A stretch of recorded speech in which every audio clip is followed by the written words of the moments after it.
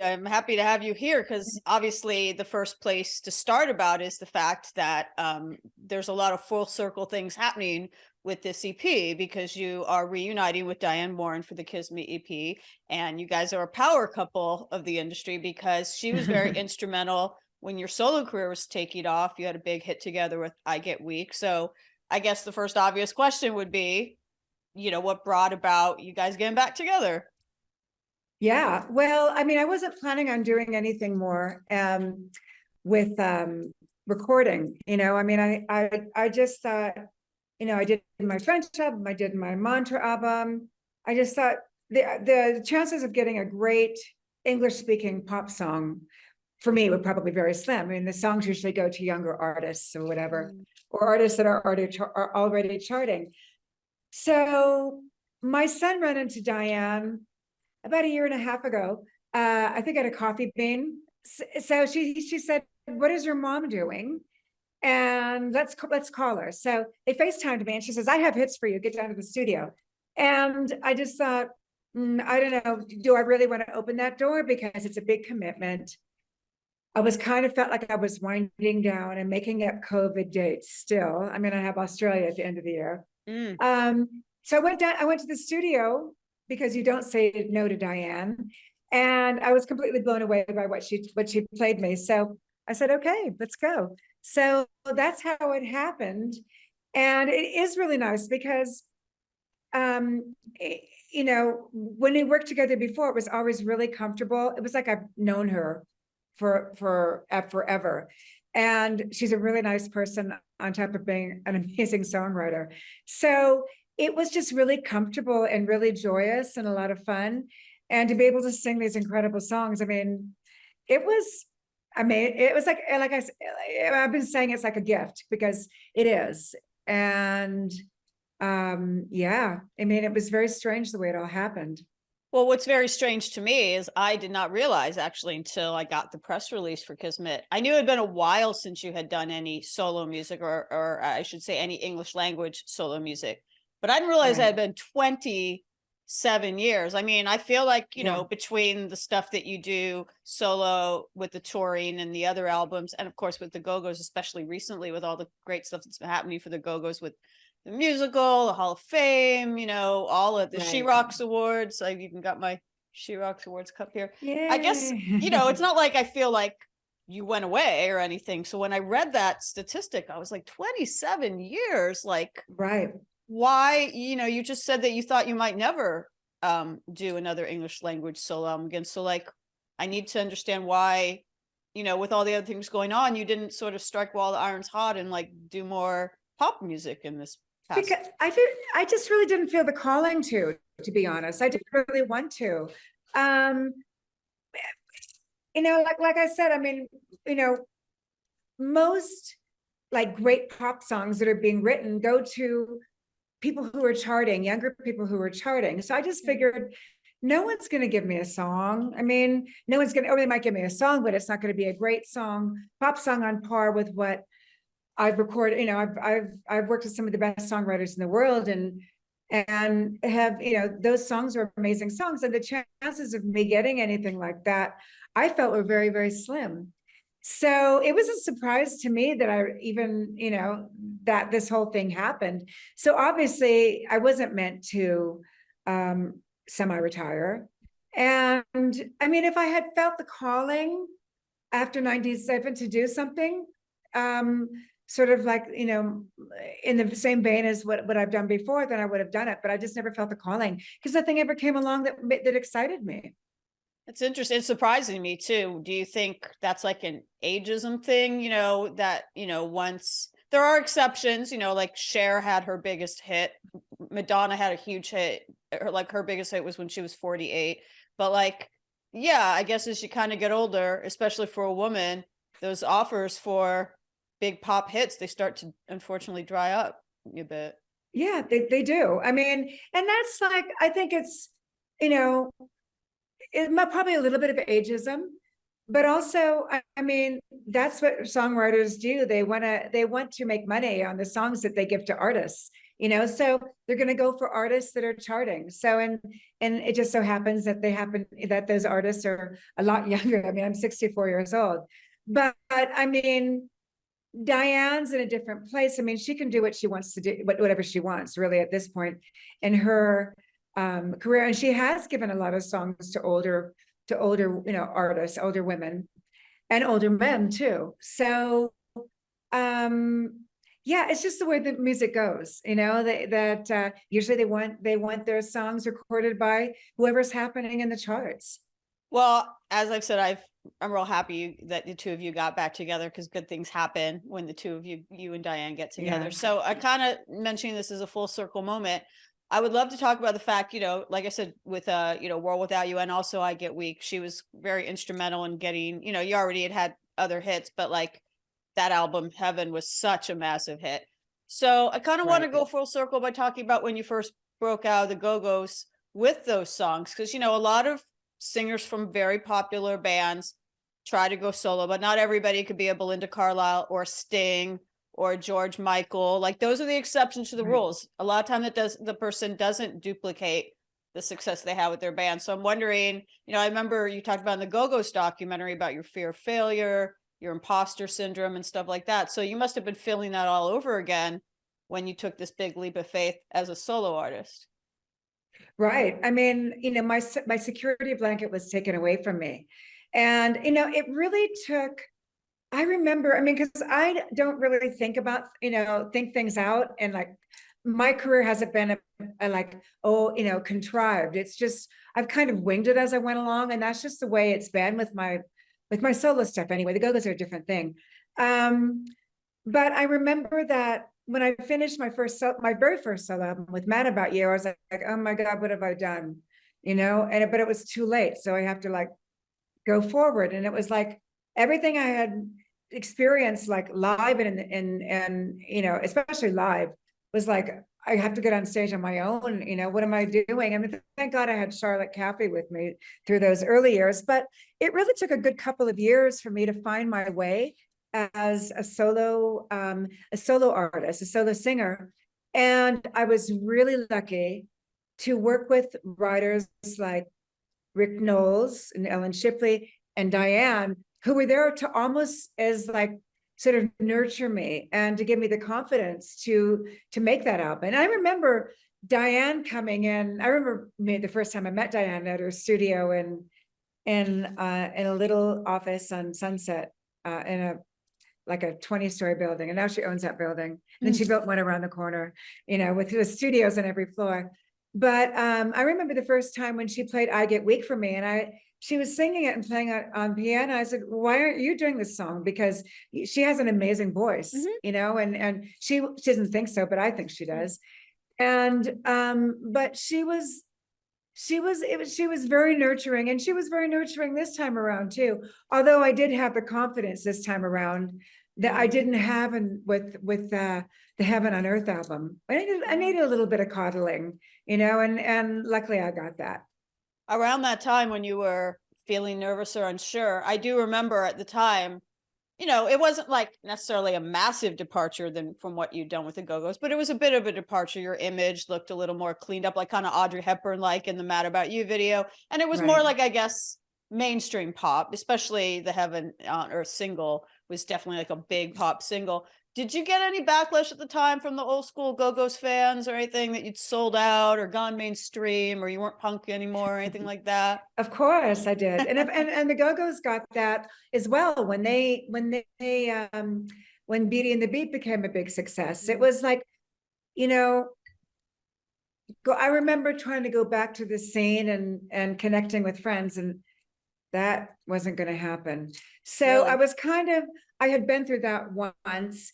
And, I grew up in Southern California, and I was really into, I mean, every summer I would, from like 8 a.m. till like 5 o'clock, I would just lay in front of the speaker and listen to all the California radio stations like KHJ and KRLA. And I mean, the music then was amazing. So those lush pop songs are very much a part of me and melody. And, I always say that like Brian Wilson and the Beach Boys are part of my DNA. I mean, that's just me. So for me, I mean, and I was born a contrarian. So that's how that punk movement really spoke to me. And I felt like I had found my tribe because I was always rebellious. And in some ways I still am. So I just don't act out. So it wasn't a big departure for me. I kind of knew, like, production wise it was. Melody wise, I don't think it was, because I mean the Go-Gos were always very melodic, even in the very early days. We looked to, since we grew up with California radio, three of us, we looked to the more melodic sort of well, like the Buzzcocks or the Clash. I mean, those were the bands that really influenced us. So it was always there. But of course, I mean, there was always going to be that, oh, she's sold out, she's going mainstream. But I felt that everything that I've done in my career was very honest at that time, and also a very and very much a part of me still. I mean, it might have not have been punk rock, but it was sort of a throwback to growing up with those lush productions. Well, I do want to say, just in terms of like punk bands did good, I thought it was, as a quick aside, I thought it was very cool that the Go-Gos got into the Rock and Roll Hall of Fame the same year the Foo Fighters did, because in the way the Germs were represented twice, because Pat Smear and you got in the same year. So that was kind of a full circle moment as well, representing that way. It was great. I mean, it was funny because Pat, when we both when we both heard that we were going to be inducted, we actually talked on the phone. And it was like, isn't it funny that who would have thought back in the Germs that we'd be still doing this and then being inducted into the Rock Hall? So yeah, it was a full circle moment for sure. There's been lots of those. I know. Again, congratulations on that. Because the last time I interviewed you, it was with Charlotte when the Go-Gos documentary came out. And there was that big question of, that was posed in the documentary of like, why you guys weren't in the hall yet, and how it was, this great injustice that you never even been nominated. And then shortly after that, you did get nominated and you got in. And so did that boost your confidence or in any way set the tone for you returning as a solo artist, after that kind of huge career high peak? Right. Well, I mean, I really didn't really care about it, to be perfectly honest, until of course you actually get them and it's like, oh, this is kind of cool. So yeah, I mean, it was weird. The perception after that video came out, the perception of the band changed. People didn't know the story. And I think that the whole new sort of, I mean, if people looked at the band in a different way and with respect, actually, I mean, I mean, the Go-Gos, I mean, the story is incredible, and what we achieved, knowing absolutely nothing in the beginning to going to where we, got to. So, yeah, I mean, I think it did something for my, I think, confidence as a solo performer on a subconscious and conscious sort of, level. Yeah, because I mean, I've seen, articles before that where, oh, Go-Gos, sort of being written off as like, fluffy pop, when they didn't really even pay attention to the lyrics and didn't even know the story. But after they heard the story, it was like, wow, that this is pretty cool. So yeah, I mean, I think that whole night sort of changed everything, the induction ceremony. I love to talk more. No, I said, wow, but you can answer it how as well. No, I mean, in an obvious way. So, yeah. Well, I wanted to ask more about the confidence thing, because you talked about recording now with Diane. You have more confidence that you didn't have back when you worked together in '87. And I was sort of talking about you kind of having to not totally start from scratch, but start over a bit at the time when you first did. And I also mentioned how there was sort of a makeover at that time, a little kind of more of a kind of glamorous old Hollywood look you had at the time. Did any of your confidence that you might have struggled with back then come from how like the media treated you or anything like that, or treated the Go-Gos in general, either with the respect thing you're talking about, or it's just sort of like, the thing that all women get in the media about appearance, about, weight, hair color, how you dress, all that BS? Did any of that hurt your Um, confidence at the time? Well, I mean, my name, I mean, I was always mentioned in early Go-Gos articles about how much I weighed. Really? And it was like, she's pretty and plump, she's cute and chubby. She's been hitting the deli trays backstage. Oh, she's felt. And so, I mean, I never thought about my appearance at all, but the media certainly did at the time. And that was before I mean, it wasn't really talked to. I mean, people have sort of accepted that that was okay. And it really isn't okay when you're like in your early 20s. And it was very damaging to me. I mean, very damaging.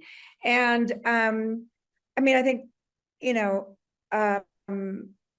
it sort of it set me up for like I mean, it became my focus, the way how much I weighed or the way I looked. But I think, with of course it's really hurtful for a young girl. But and then when I left the band, and of course, I cleaned up my act a little bit.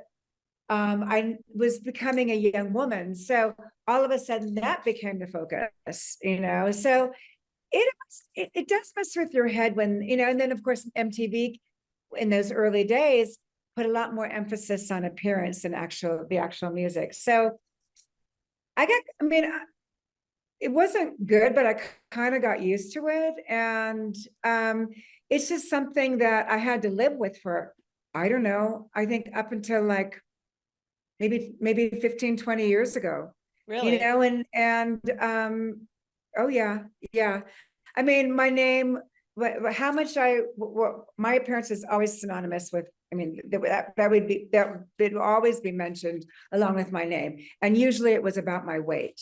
So, but I mean, that's something that I had to live with, and something that I've like to think that I've pretty much overcome. And sometimes along with that and with the way I grew up, I think set me up for feelings almost like an imposter, and then sort of undermining my confidence as a solo performer. But I have to say, and that was part of the reason why I went before every show, I'd always drink, I'd have to be able to get that confidence to conjure up that whoever that person was on stage. And then when I got sober about 18 years ago, that was one of my concerns, was whether I would be able to handle all that stuff that I've had to go through, like the focus on appearance, the focus on my voice, whether I'd be able to go on stage again without the sort of a crutch. And I found it was way easier. And I think that with sobriety came the confidence that this is really what I'm meant to be doing in life. And I mean, in the past 15 years, I've really worked hard on my voice, and I think that shows. I don't think it's the best voice, but I think it's distinctive. I think you're sounding better than ever. I mean, sorry to interrupt. I just want to say, I've seen you play recently, like the show the Go-Gos did for Sirius XM at the Whiskey. I never heard you sing better than that night. And that's in a club where there's, I was up close. I could hear, and it was you can hear. I can hear that you've been working on your voice. Yeah. So, I mean, I've done a lot of work to and also with sobriety, to sort of overcome all that sort of undermining of confidence that I had to go through in my early career. I'm not complaining at all, but I'm just saying that's how it was, for years and years. I suppose you're fortunate that when the Go-Gos were coming up, there wasn't social media. It could have been even worse if that had existed. God, I can't even imagine. Yeah. I mean, I'm lucky that I came up when I did before, cameras on phones and all that stuff. Because I mean, yeah, it would have been really messy, but but it took a lot of work and introspection and to get over that. And I feel like at this point in my life at age 64 that this is what I'm meant to be doing. I'm good at what I do, and I'm enjoying it. It's interesting to me, to hear in retrospect, because the media didn't exist the way it did then, to hear in retrospect that there was a focus on your weight in the media, and probably on the looks of the other four women as well, because I looked at the back of the album cover of Beauty and the Beat with you all in the bubble baths, and I thought you were the most like glamorous, aspirational, we all wanted to be the Go-Gos. None of us thought Right. you guys looked anything other than great, Well, I think it was unusual for, I mean, they didn't get the weight thing as much as I did. I think I was unusual for be a normal sort of looking girl that did fluctuate in weight, and that's pretty normal actually. But yeah, I mean, everybody in the Go-Gos had their thing and had their little hang-ups, and as we all do as young girls, and we get over them, or hopefully get over them. But I think part of the appeal of all five of you was that you were normal. When I saw the video for Our Lips Are Sealed and saw you guys just hanging out in the convertible and then like jumping in the fountain and just driving around like a girl gang, it was like, oh, I want to be in their gang. Like if I was just a little bit older, I could be their friend. That was the appeal of you guys. And not that I'm comparing you musically in any way, but even the appeal of a band like the Spice Girls or whatever is like, oh, I could be exactly. So exactly, normal girls, and yeah, that was, and we never took ourselves that seriously, which I think people really felt that, and they really responded to that.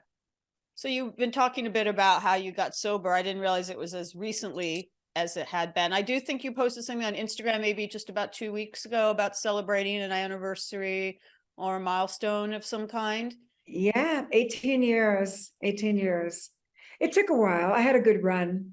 Well, I guess I did from think age it was 17 maybe to 47. Yeah. So what made it, for lack of a better way of putting it, what made it finally stick? You seem like you're in a really good place, mentally, creatively. It's like, yeah, but it took a while, as you say. What was the thing, the epiphany or the rock bottom or whatever it was that made it stick?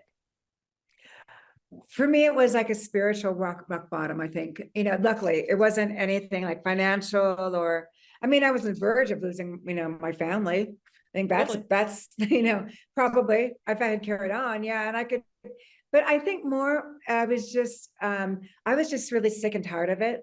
And I think mine was a spiritual. I remember I just looked at myself in pictures, and then it was like I was getting ready to go out. One night, it was the beginning of like a 3 or 4 day bender, and I just looked at myself and I just thought, ew. I mean, there's nobody home.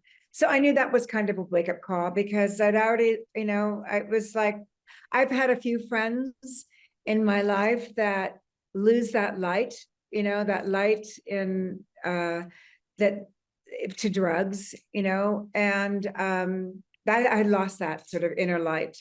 And I was just so filled with shame and guilt. So that's what brought me. I just said, I'm done. I'm just done. I mean, I've done this for too long now. I'm done. 47. I'm done. And it was really, once I decided to really do it the way that you're supposed to do it, the 12-step program, it was fairly easy for me, and I'm lucky, So, yeah, very lucky. So that's what, 30 years of behaving a certain way, and there were no more surprises. It wasn't fun anymore. Wow. Well, you said something about being in danger or fear of losing your family, which surprised me, because you have one of the longest running marriages in rock and roll. I mean, yeah, definitely beating the odds of a lot of your peers that don't have. I mean, you've been married since what, 1986, something like that. Yeah, 37 years. Yeah, well, congratulations on that. But I was, how did your marriage last all these ups and downs? How was Morgan like supportive of you when you're going through this? Because you've obviously. Well, yeah, he was kind of like, he was on the verge of being done, because it was, I mean, I was really, I was really out there, and I was a handful, but, he said he stuck around because he always saw the person underneath all that. He still was hoping that person would sort of emerge again. So out of the mess, and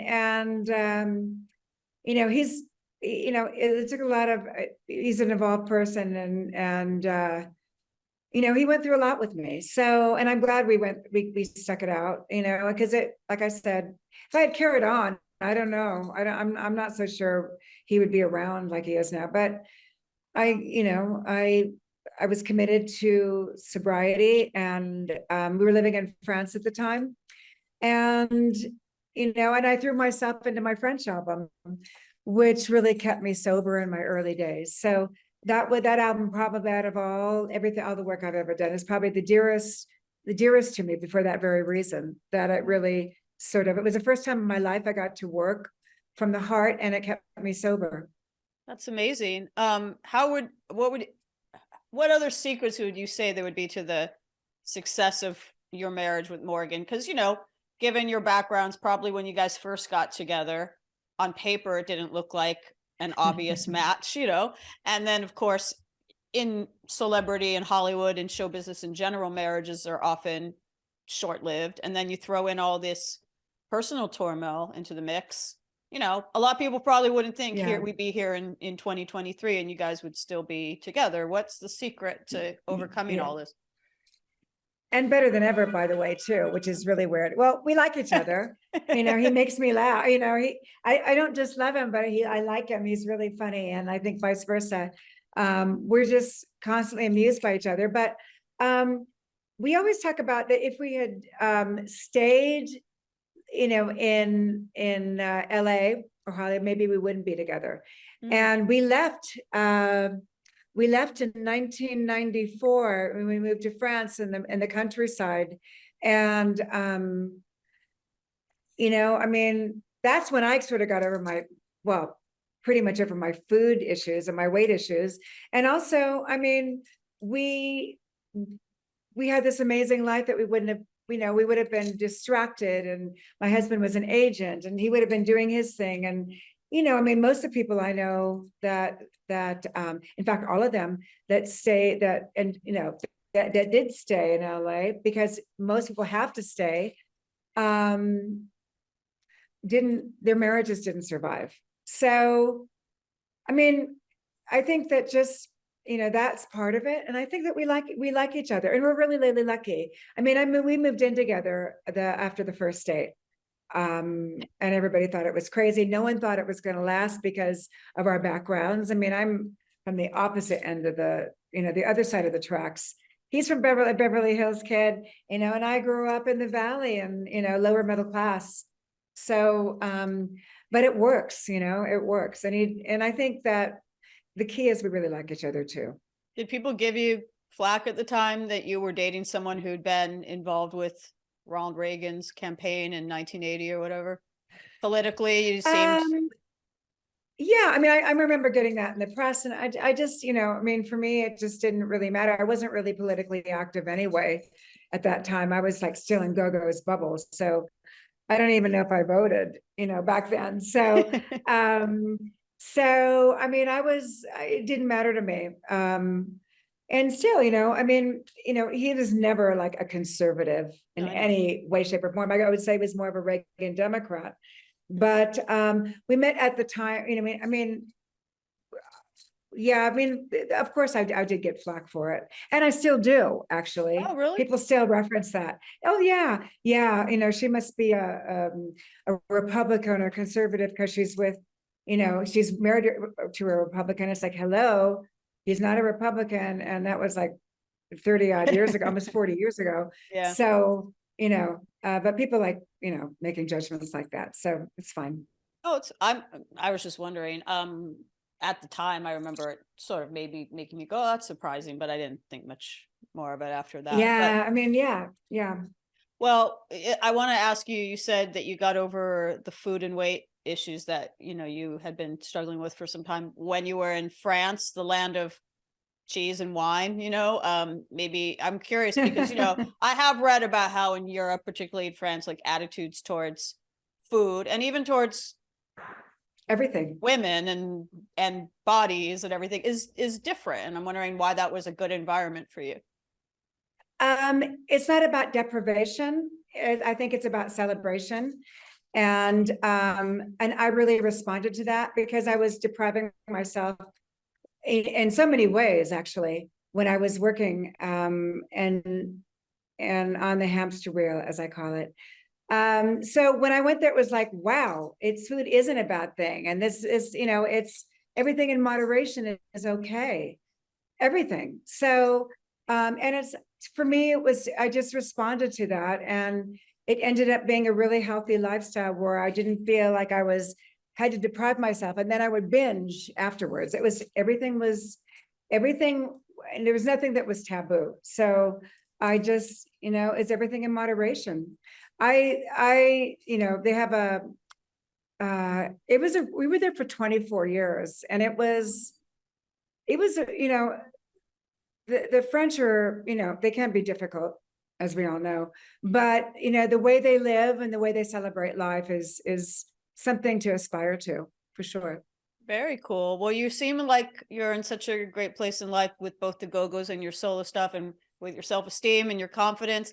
So I wanted to ask about another sort of related Diane Warren project when you did the song for 80 for Brady, where you were in the esteemed company with a lot of fellow legends. I mean, I'm looking at the list here: Dolly Parton, Cyndi Lauper, Debbie Harry.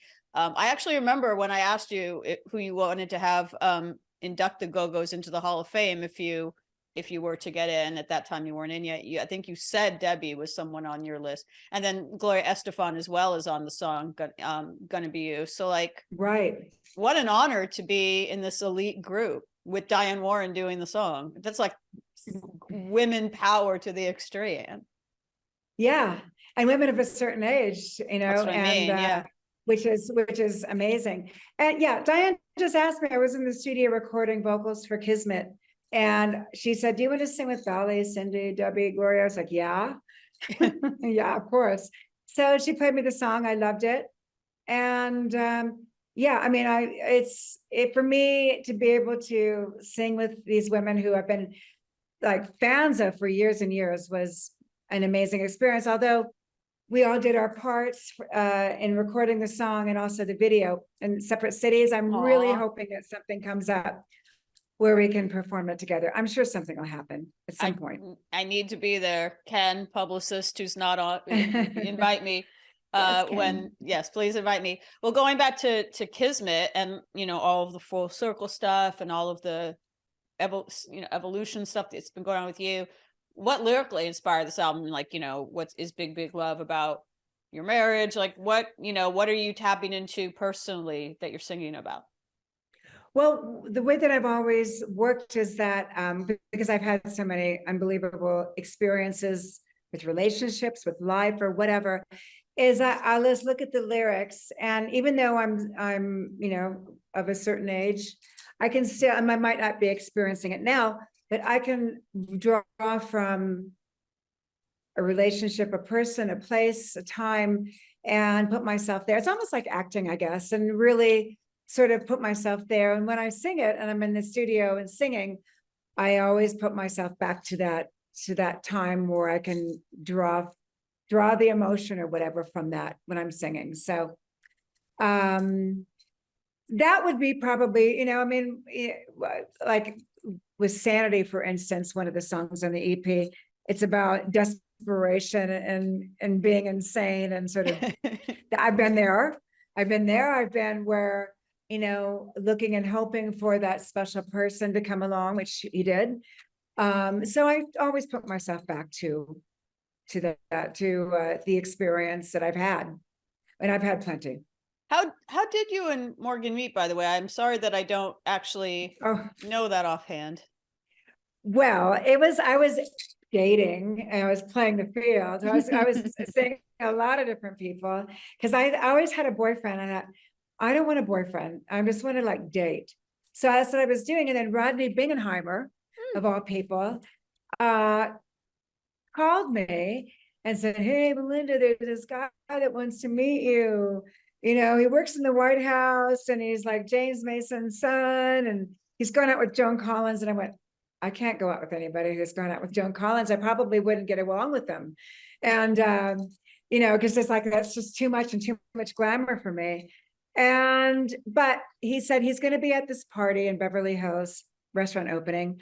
and you're invited, so you should go. So I went. He was not very nice to me, but that was like, and I didn't think he liked me. So I was like, whatever, he was rude, whatever, and then I ran into him a couple of days later.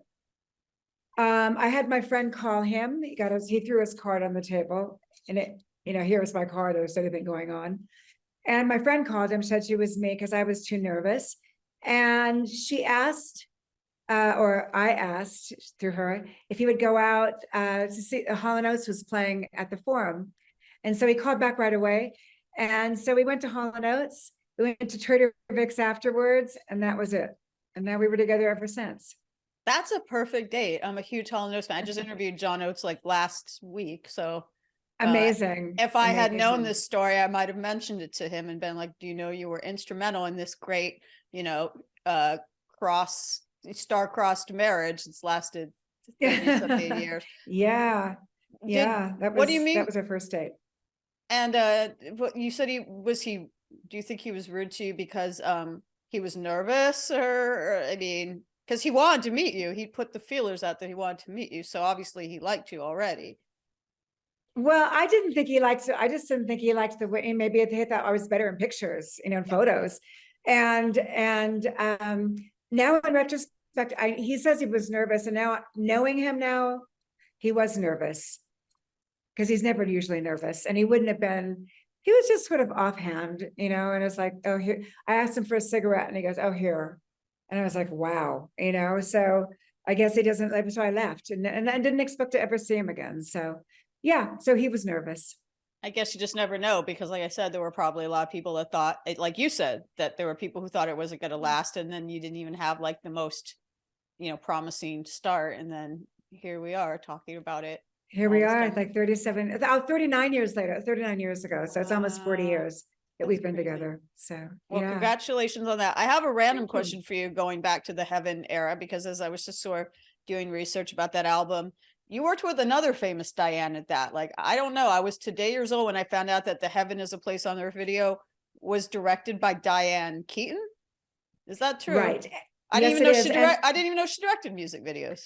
Yes, she directed that video, and she directed I Get Weak also. Oh, wow. So, she had just did a documentary called Heaven, and it's great. And we had mutual friends, so just asked her, and she was like, yes, I want to do it. And she was just really fun to work with. And I mean, that video is probably her best one. She's done a few music videos, I think, since then. But that one is probably the one that everybody knows. Yeah. Somehow I just didn't know that. That's pretty cool. You never went into acting yourself, did you?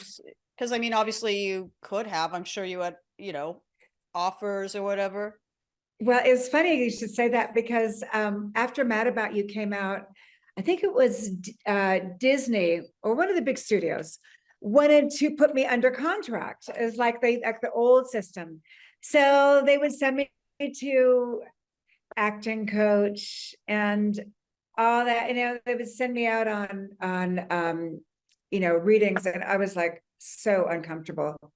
I just felt so uncomfortable. So I did this big screen test with Brenda Haynes, who directed, it was a big female director. She directed Children of a Lesser God.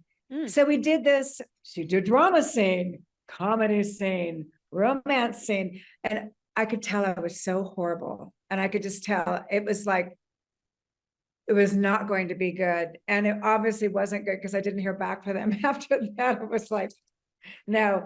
And so it's just that, it was not a natural thing for me. For me to get up on stage and sing is totally natural. It's like riding a bike. I can't speak on stage. Talking to an audience is very difficult for me. I mean, believe it or not. Sometimes it's not, but most of the time it doesn't feel natural. But singing is fine, but acting and speaking are not fine. Well, speaking of films, obviously the Go-Gos documentary got a lot of attention. It probably did pave the way a little bit towards some of the accolades and Hall of Fame stuff. But I've heard there's a Go-Gos biopic or a Belinda biopic in talks or in the works or Right. maybe happening. Well, Anything about that you could share? there's developing a mini series on my book. But you know, that's been going on for a couple of years, and it's at you know, now it's at a point now where we'll see. And you know how these things, the chances of it actually happening, these kind of things happening are, you know, are very slim, but there's a great producer attached, great writer attached, has done a great treatment, and so we'll see what happens. There's still a lot of things to you know, to sort of obstacles to get over, but we'll see. It's a good chance. Who would play you if you could cast it yourself? You know, I ever get always asking and I've been asked this for 20 years first, you know, and then usually the actresses get older and older and I get older and older. But I think if it was going to happen tomorrow, my first choice would probably be Florence Pugh, who I think is amazing. And I think she could be, you know, she kind of has that same look that I did when in the punk days, in the early days. I think she could be great. And she's a great actress. I And think she's young enough. I think she's available because I think at some point she was at least in consideration to be in the Madonna biopic that's no longer happening or is on hold, indefinite hold. So she's available. Yeah. She can play Okay. you Well, that's instead. great. Good. That's good to know. From one iconic blonde to another. Well, Yeah. I should probably let you go. I want to thank you for being so candid and so generous with your time. I Thank guess my you. last question will be, you know, Kismet is an EP and it is, you know, this big kind of solo comeback for you in terms of English language music, and it's you back with one of the greatest songwriters of all time. Do you think this is Right. going to open a door to more music along these lines, an album, another EP? Is this like a one-off, or do you think this is a new start of something? I don't know. I mean, I'm not really thinking in terms like that, but I do know that I had a great experience. I loved being in the studio with Diane and Maddie Gabrielle, who produced the album. And when it was over, I was like, no. And Diane even said, we should have done an album.